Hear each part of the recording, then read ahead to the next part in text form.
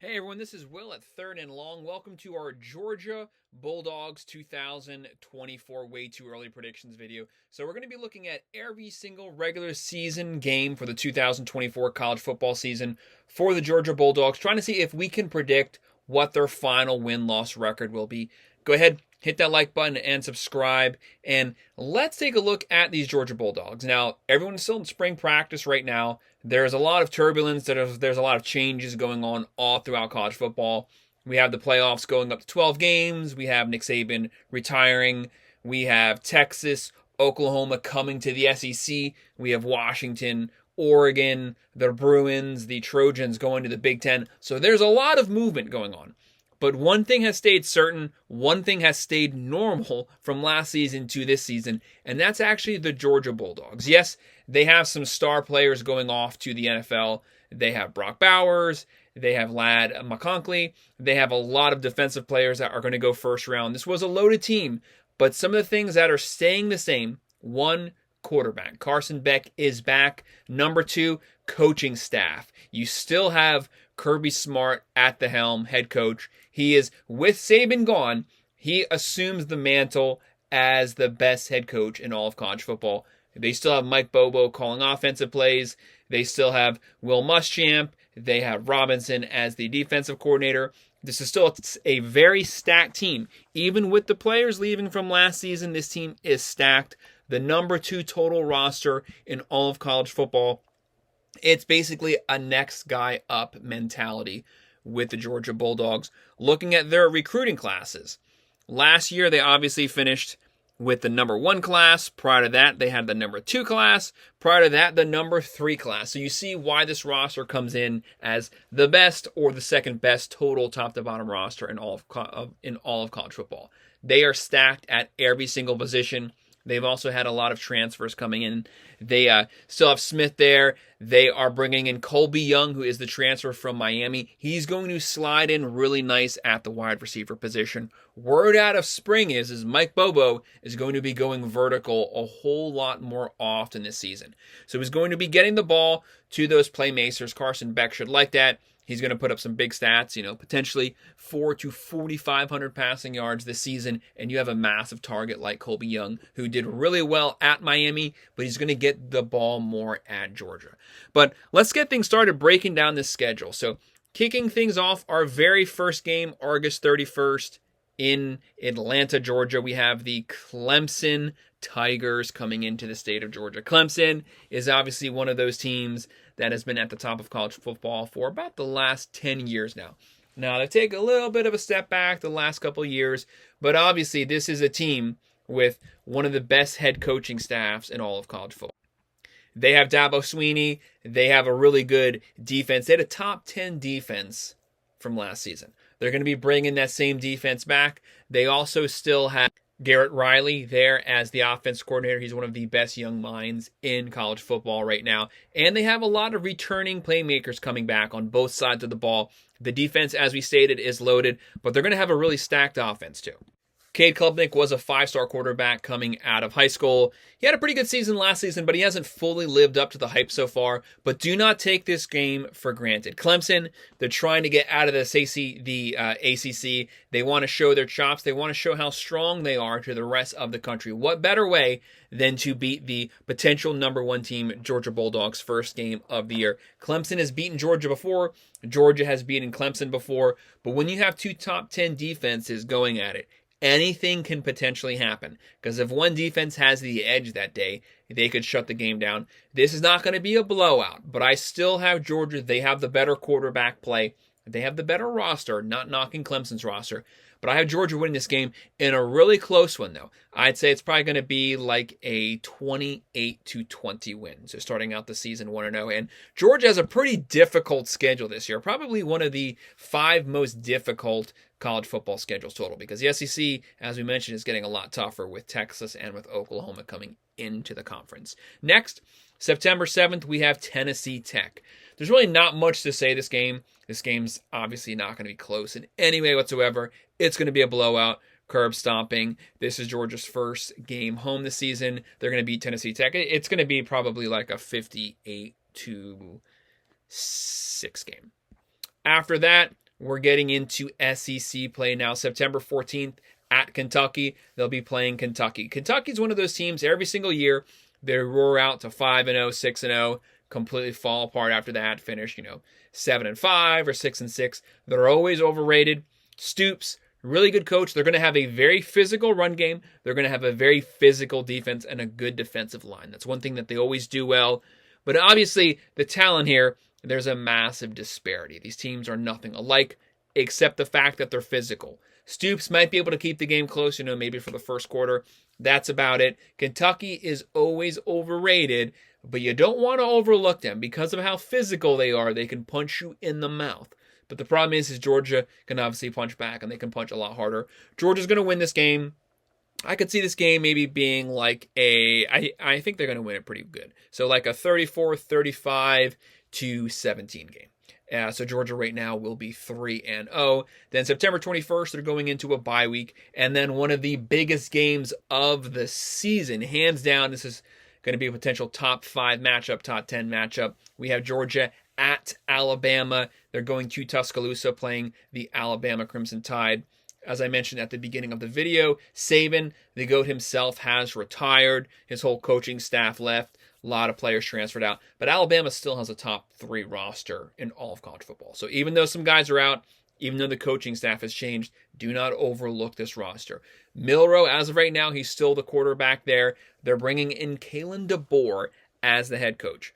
Kalen Deboer is an offensive guru, a really good coach. But obviously the GOAT just left. So you have to anticipate a little bit of a step back because he is the GOAT. But that's not a knock on Kalen Deboer. He will cement himself, but it's just how quickly will he be able to transfer this roster over to his style of play, over to that more of an air raid type offense. He does a lot of dink and dunk. He does a lot of deep vertical passes. That's Milroe's strength. He loves the deep ball. His biggest knock is the short and intermittent passes and waiting enough time and not being jittery in the pocket. Bama's offensive line last year wasn't the best they've had in recent years, but how can Milroe translate into DeBoer's offense? That's the biggest question mark, and we just don't know yet because we haven't seen it.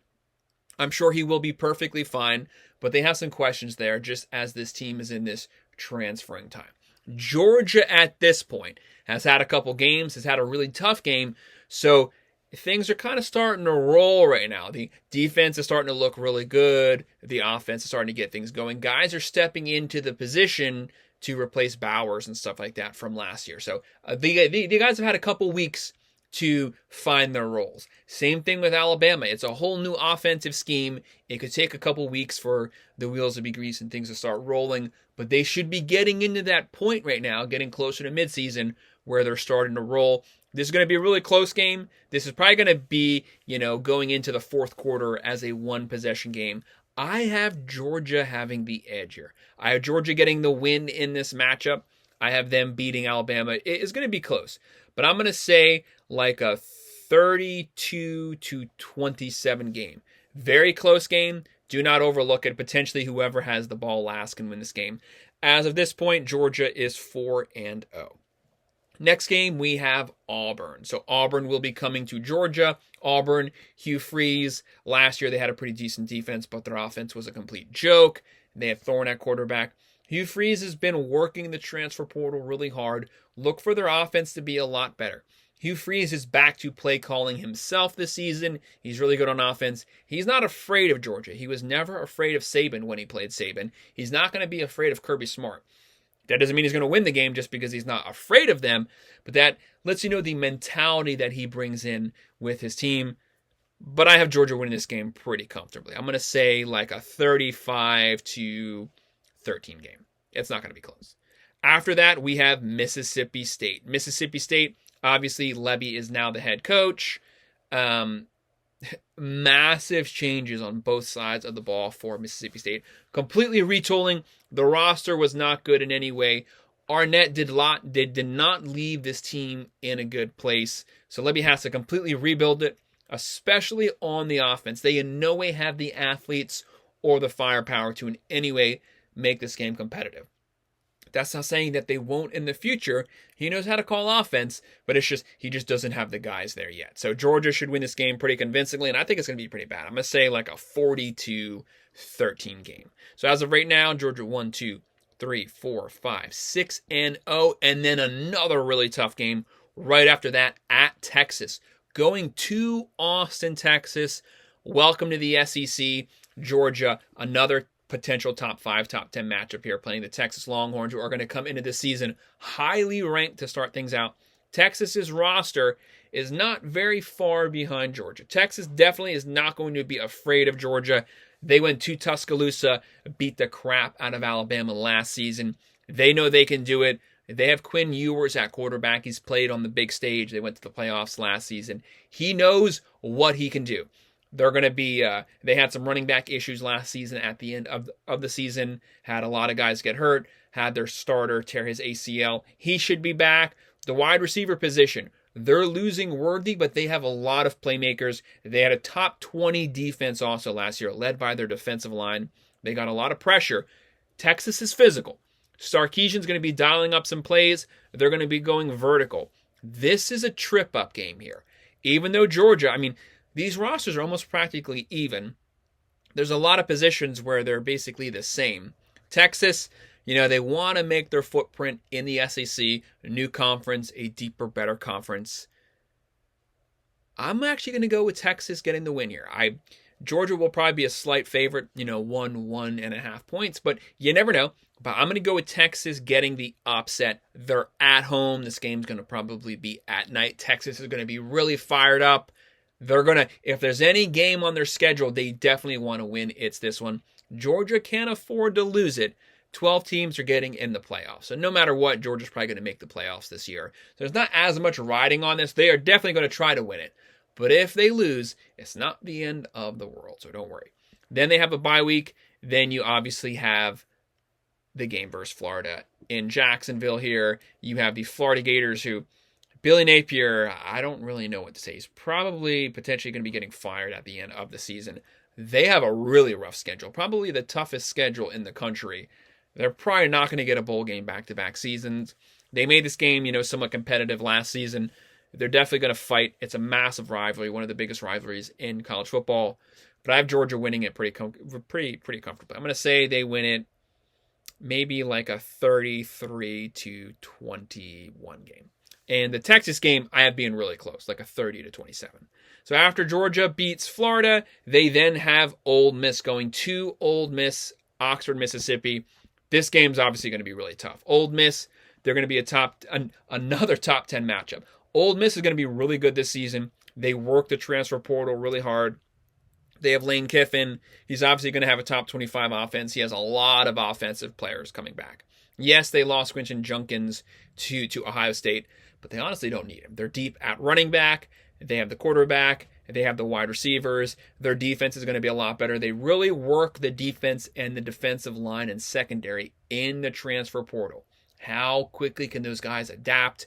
No matter what, at this point of the season, they should have adapted to the new play calling. So they should be rolling along. Don't overlook this game. They want to win this game. They got spanked last season in this game. But I have Georgia winning again this season. I'm going to have Georgia winning. Maybe this game could potentially have some points to it. I'll have Georgia winning like a 38-27-28. So as of right now, Georgia is sitting at, how many wins is that? 1, 2, 3, 4, 5, 6, 7, 8. 8-1. So they're probably still in the top 5, if not just slightly out of it. Then they have Tennessee, another tough matchup.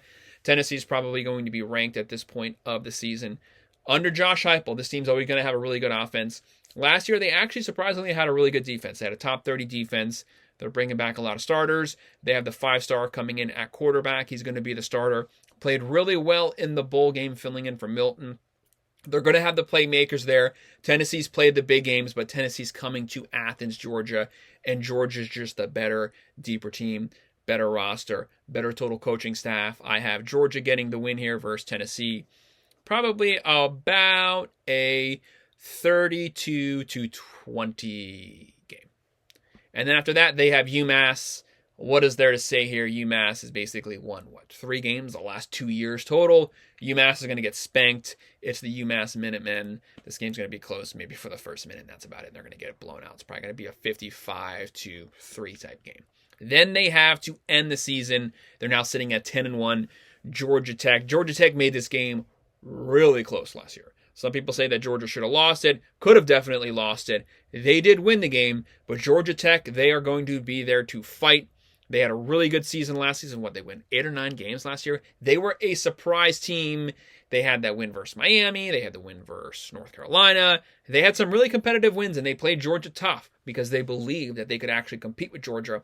But really, they caught Georgia hurt that game, Georgia limping into the game, not taking the game seriously, and they made Georgia work for it. They made them pay for overlooking them. I don't think Georgia does that again this year. They want to finish with a high note going into the SEC championship. I had Georgia beating Georgia Tech pretty good, probably like a 40-20 game. And that would end the regular season at 11-1. Obviously, that's probably going to get you into the SEC championship. I have Georgia, as of right now, with what we know on this roster, finishing the 2024 college football season 11-1, going into the SEC championship. Who are they going to play? The next highest-ranked SEC team. It's a deep conference. There's going to be good teams. It could be a rematch with Texas. They have the opportunity to make up for that loss, beat Texas. Maybe they're potentially playing Alabama again. If they play Texas, then I would probably give the edge to Georgia because they would have lost the first time. So now they would know what they need to fix to beat Texas. If they beat Texas the first time, I'd probably put my money on Texas because likewise with them, they would now be the ones fighting and they would know what they need to do to correct their issues they had the first game. But no matter what, Georgia's going to finish the regular season 11-1. They're obviously going to make the playoffs no matter what happens in the SEC championship. Win or lose, they make the playoffs this year. It's just, do they get that bye week first round? So that's my breakdown of the 2024 regular season way too early predictions for the Georgia Bulldogs. Go ahead and hit that like button and subscribe. If you have any comments, drop them below and I'll make sure to respond. Thanks.